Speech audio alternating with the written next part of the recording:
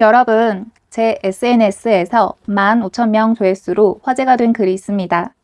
영적 지능이 있는 사람들은 어릴 때부터 소외받기 쉽다는 내용이에요.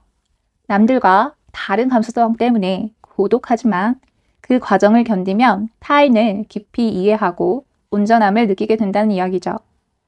이 글을 보고 내 이야기 같다 하시는 분들 많으셨을 거예요. 그런데 여러분, 이 위로 같은 문장들이 사실 수능 국어 지문에 그대로 녹아 있다는 사실 알고 계셨나요? 바로 2015학년도 수능에 출제된 칸트의 취미판단 지문입니다. 칸트는 말합니다. 우리는 보통 이성과 지식으로 세상을 봐요. 이건 정해진 규칙이 있죠.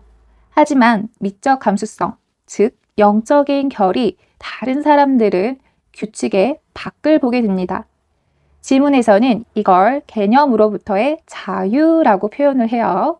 남들은 이 꽃은 장미야 라고 이야기할 때 누군가는 그 꽃에서 말로 설명 못할 생명력, 온전함을 느껴요. 틀린 게 아니라 다른 건데 세상의 개념과 부딪히니 당연히 처음엔 소외감을 느낄 수밖에 없죠. 칸트는 이 고독한 출발점을 주체의 쾌라고 불렀습니다.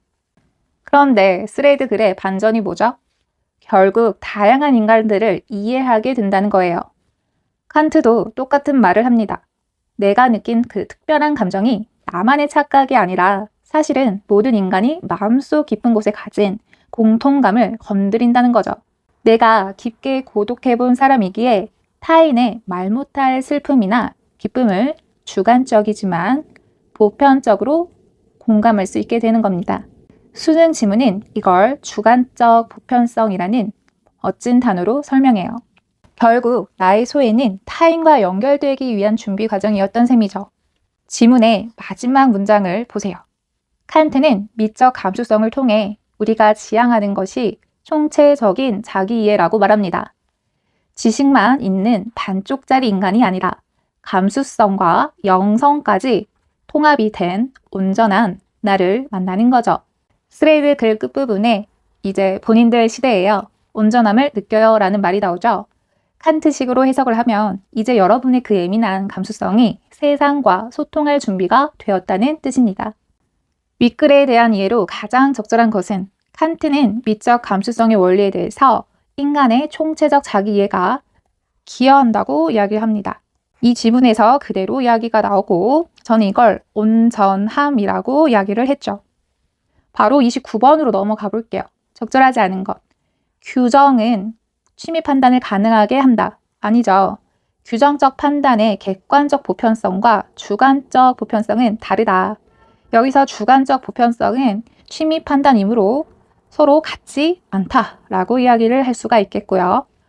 적절하지 않은 것, 소지하다라는 것은 휴대폰과 같은 어떠한 물체를 가지고 있다라는 거예요. 리을번에서 나오는 지니다라는 건 어떠한 추상적인 관념을 바탕으로 지니다라는 의미입니다. 마지막으로 A에 제시된 취미 판단에 대한 이해로 적절하지 않은 것은 약간 이 문제는 복잡한데 A에서 조건이 3가지가 나와요. 답은 4번이고 권선징악이어서 해당하지 않는다로 가야 돼요. 권선징악은 교훈적 내용이기 때문에 끼어들지 말아야 합니다를 바탕으로요. 1번 선지는 이 장미는 아름답다는 1, 2, 3에 다 부합을 하는데 주관적 감정은 아름답다와 같습니다. 하나의 개별 대상, 이 장미 하나를 이야기하는 것이고요. 어떤 목적도 배제해서 순수하게 미관적 태도를 전제로 하기 때문에 1번 선지는 맞습니다. 2번과 5번은 3번에 맞지 않으므로 적절하지 않은데 유용하다라는 것은 유익성, 액자식 구조는 지식에 해당되므로 끼어들지 말아야 한다. 적절하지 않은 것들이다. 맞죠? 3번은 2번에 부합하지 않습니다. 복수의 대상을 한 부류로 묶어 말하는 것은 취미 판단이 될 수 없을 것이다에 근거해서요. 여러분, 국어 공부는 단순히 답을 찾는 기술이 아닙니다. 지문 속에 숨겨진 삶의 철학을 찾아내 내 삶에 적용하는 사고력의 과정이죠. 오늘 칸트의 지문이 여러분의 고독의 작은 위로가 되었길 바랍니다. 오늘 내용이 좋으셨다면 구독과 좋아요를 부탁드리고요. 다음에도 이야기 나눠볼게요. 수고하셨습니다. 안녕.